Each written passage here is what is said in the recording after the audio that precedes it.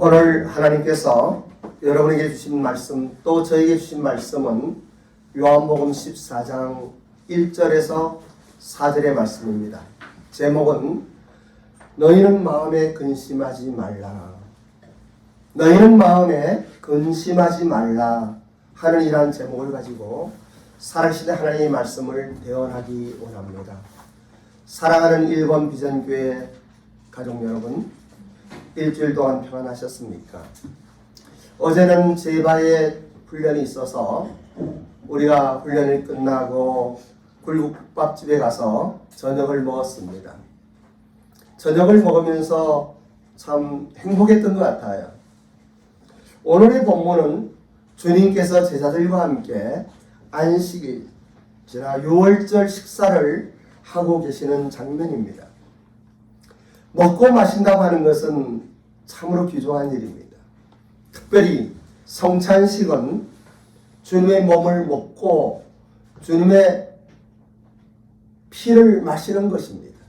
물론 진짜 주님의 몸과 피를 먹고 마시는 것은 아니에요. 상식입니다만은. 그럼에도 불구하고 우리는 이 성찬의식을 통하여 다시 한번 십자가에 못 박힌 우리 주 예수 그리스도를 깊이 생각하게 되는 것입니다. 오늘의 본문 요한복음 14장 1절로 4절의 말씀을 한 번 더 크게 합독하도록 하겠습니다. 14장 1절에서 4절입니다. 시작.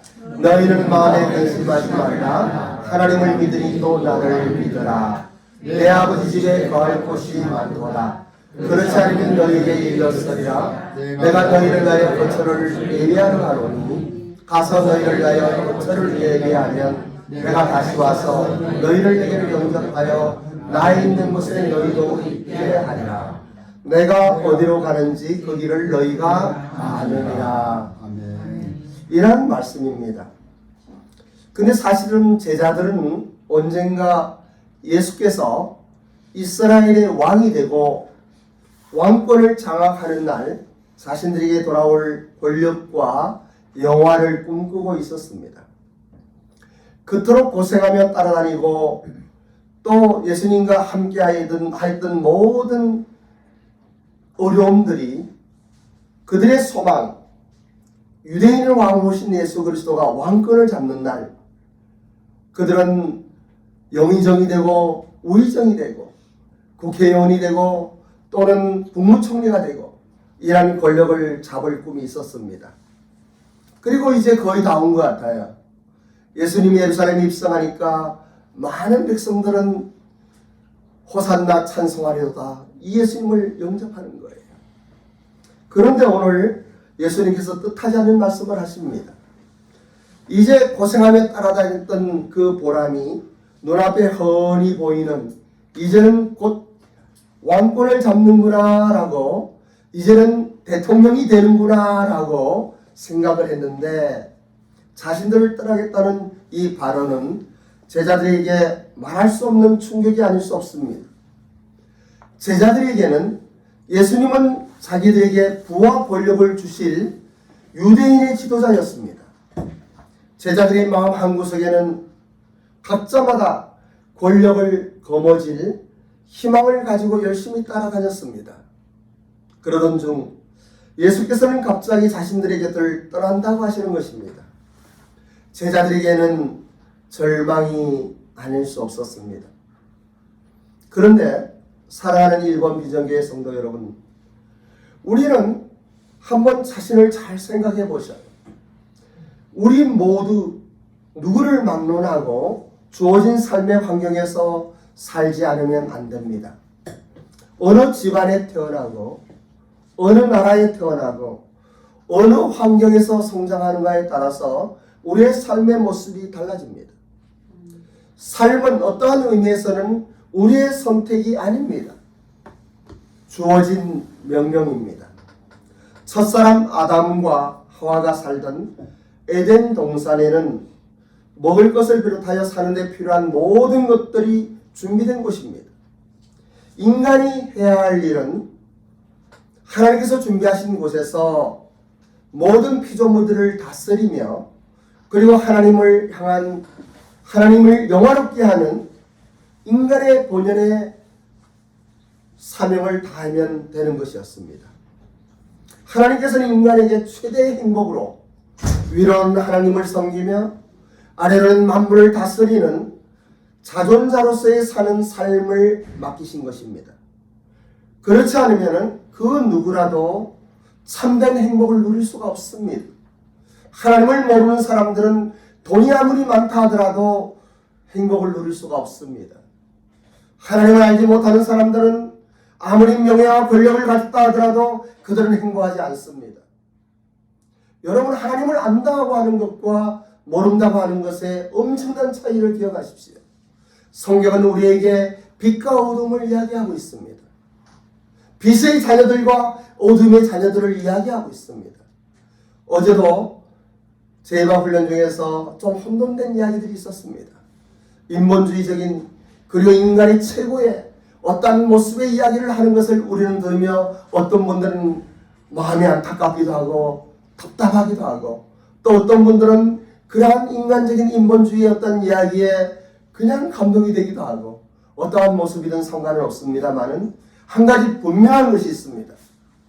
빛을 보는 사람들, 빛 가운데 있는 사람들은 이것이 검은색인지 흰 것인지 아는 것이에요. 아멘. 아멘.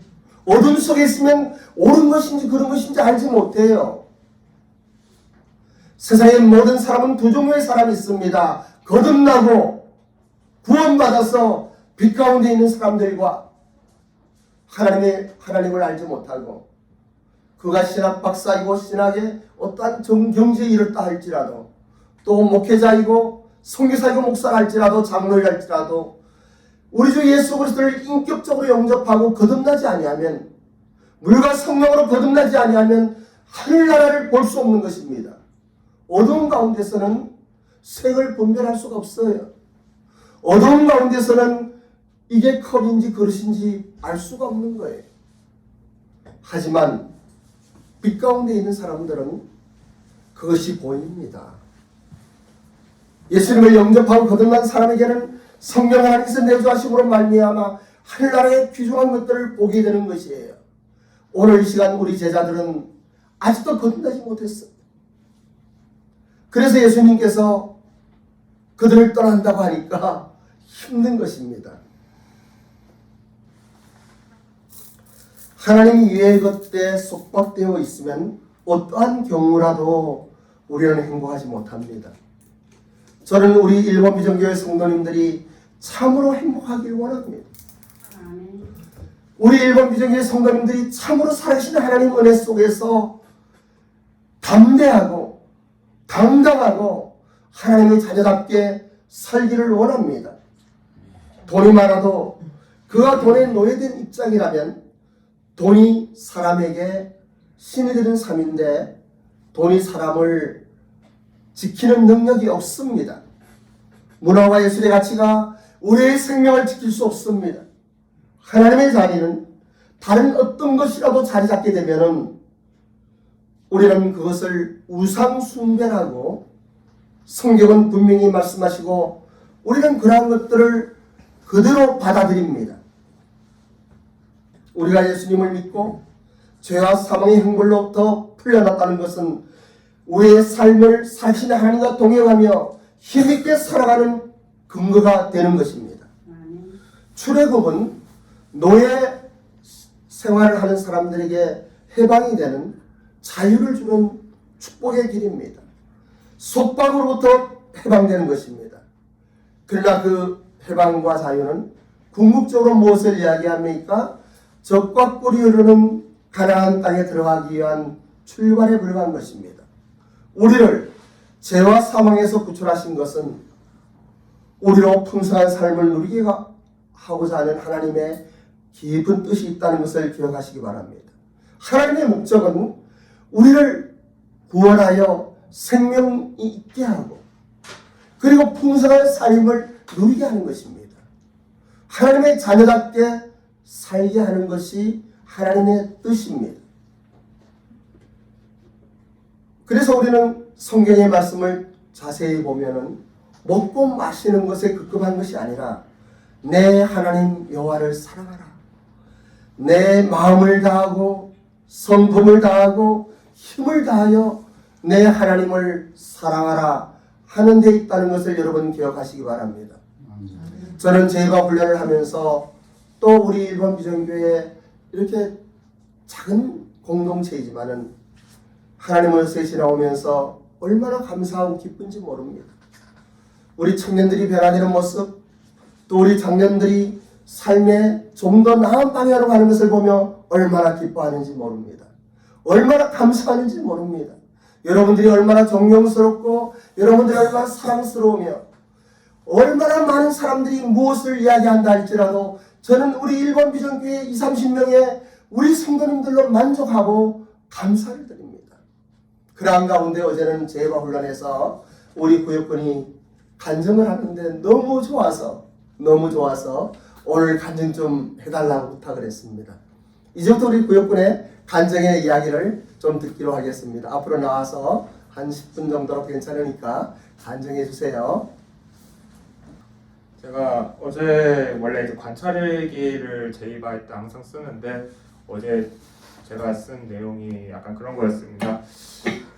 제가 이제 평소에 사람들한테 제가 교회를 다닌다, 하나님을 믿는다라는 걸 이렇게 말하고 다니지 않았었던 점, 이제 그런 거에 대한 회개를 담은 그런 관찰일기를 썼는데 그런 것들을 이제 하나님을 더 만나고 더 믿으면서 3달 전부터 좀 이렇게 바뀌어가면서 어떠한 사람을 만나든 내가 교회를 다닌다, 선교 훈련을 받고 있고 하나님을 믿는다라는 거를 이제 숨기지 않고 말하게 되는데 그때부터 좀 놀라운 일들이 연이어서 좀 벌어졌습니다.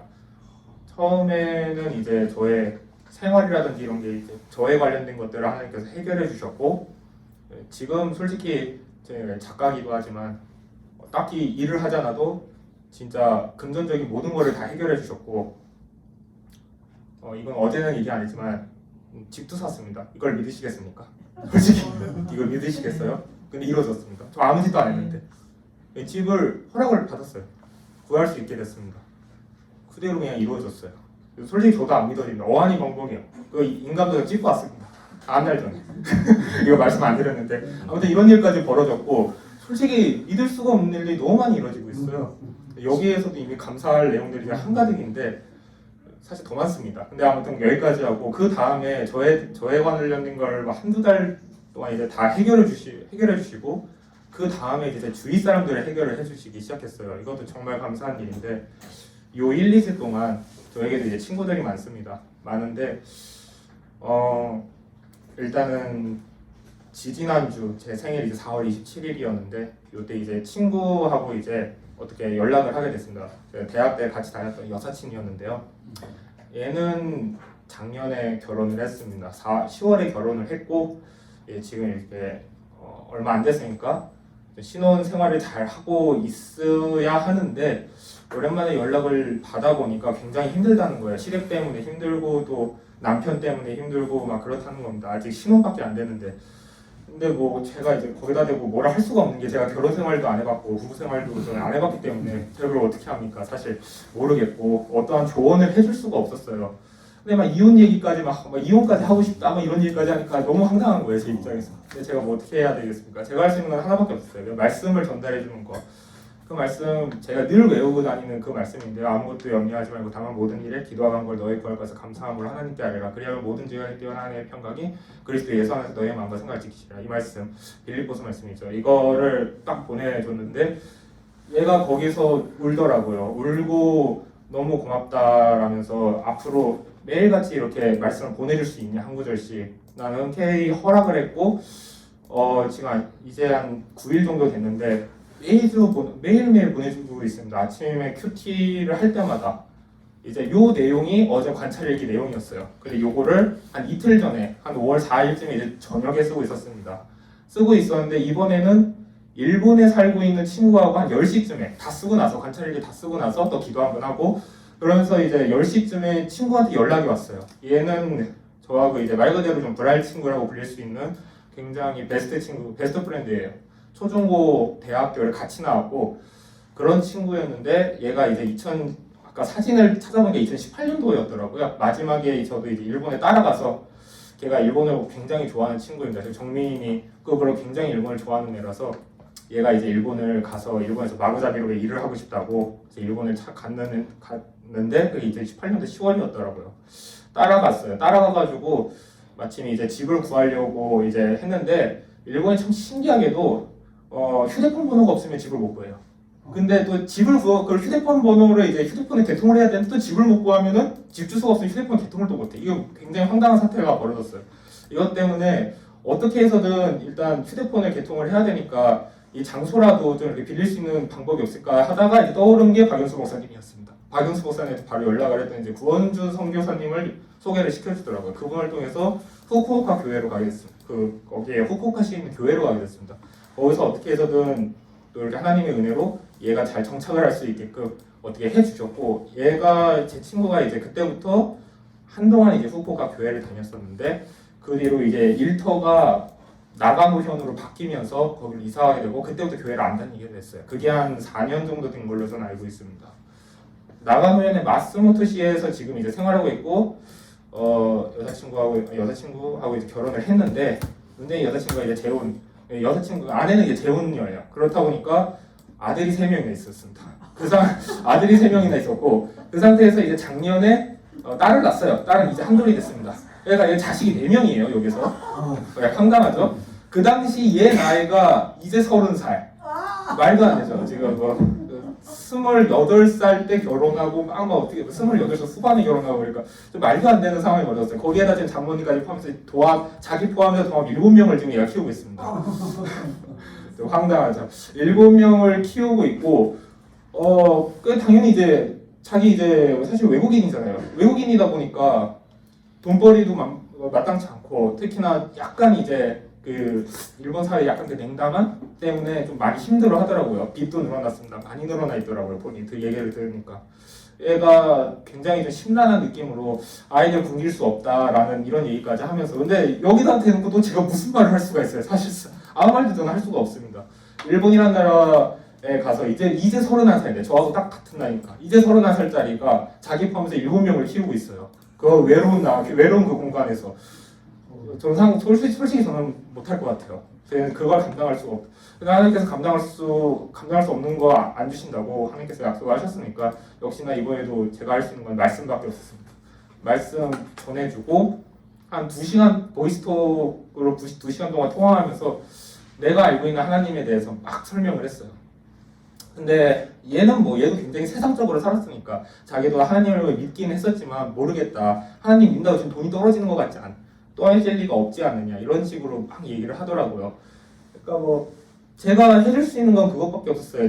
내가 체험한 하나님을 내가 너한테 알리고 싶다. 하나님께서는 큰 거 말하지 않는다. 너를 내려놓기를 원하신다. 하나님께서는 너를 내려놓기를 원하시고 너의 모든 걸 내려놔라. 네가 지금 걱정하고 있는 모든 것들 네가 아이들 굶는 거부터 시작해서 그 모든 것들 다 내려놔라. 아이들을 어떻게 하는 게 아니라 너의 그 걱정과 염려와 고통과 그런 욕심과 욕망, 사심, 육체의 정욕 모든 걸 그냥 내려놓고 그냥 하나님께 기도해봐라.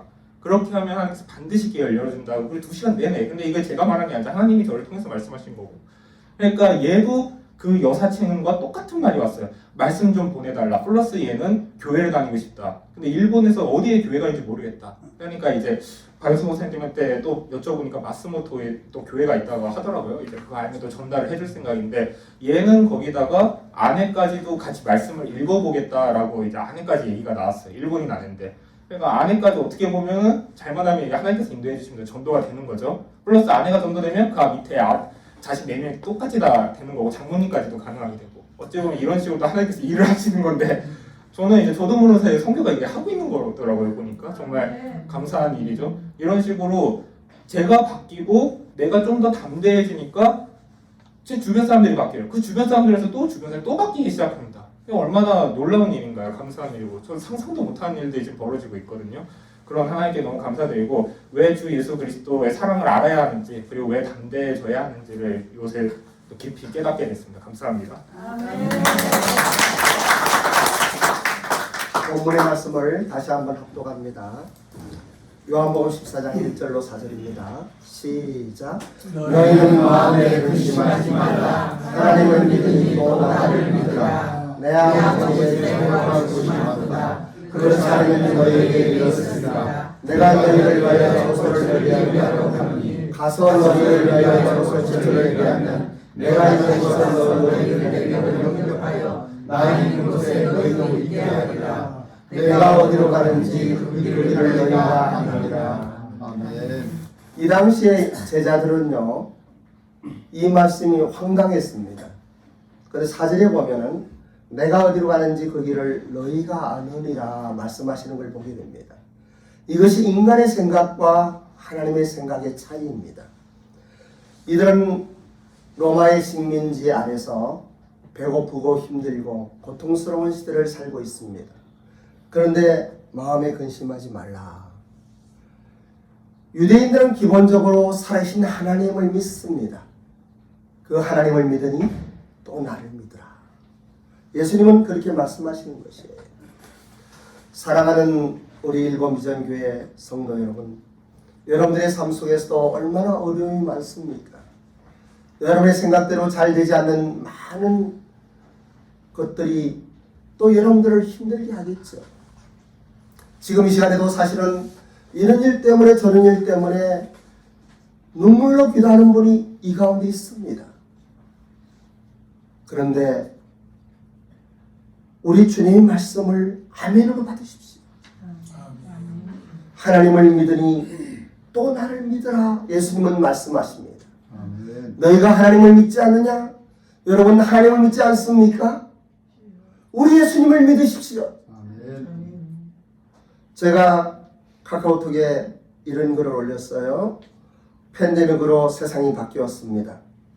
포스트 코로나의 엔데믹 시대에는 낭만이 없고 정이 없고 사랑이 식어가고 있습니다. 자유와 화평이 깨어지고 있습니다.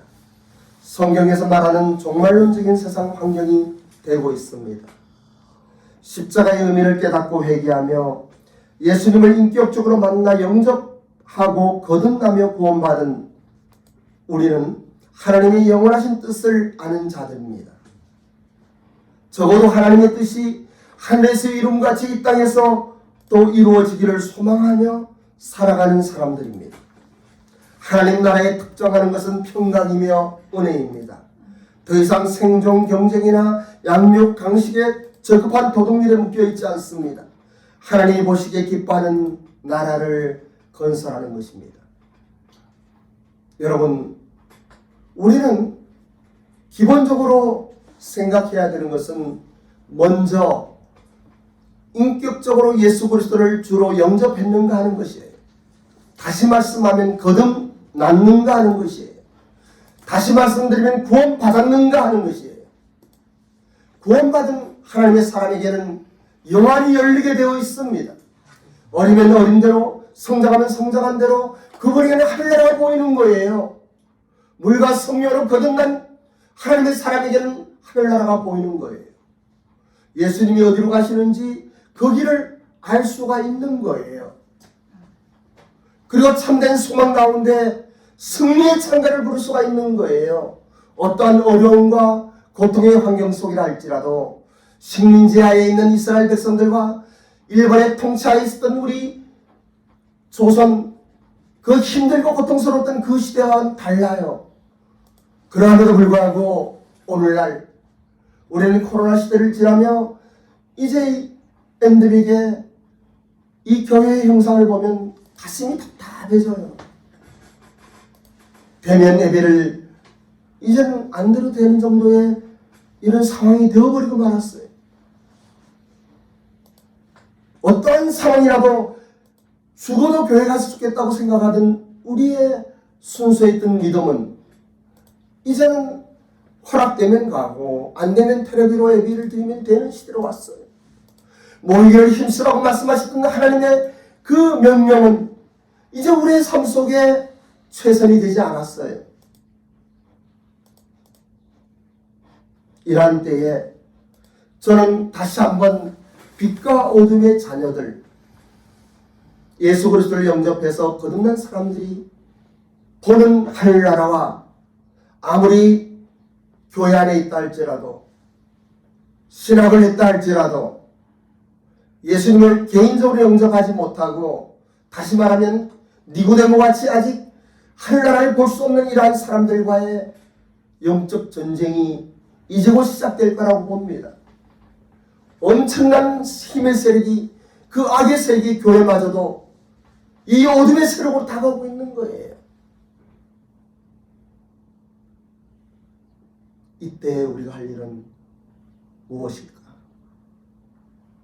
이러한 생각을 하면서 우리 구역의 간증을 듣고 얼마나 감사했는지, 얼마나 좋았는지. 여러분 좋았죠? 우리 구역에 다시 한번 박수 한번 보내주세요. 여러분들도 그러한 믿음으로 승리하는 우리 일본 비전교회의 가족들이 되시기를 주님의 이름으로 축복합니다. 기도하겠습니다. 너희는 마음에 근심하지 말라 하는 제목으로 하나님의 말씀을 드러납니다. 우리 구역의 간증이 우리 모두의 간증이 되게 하옵소서. 감사를 드리며 예수님의 이름으로 기도드립니다. 아멘.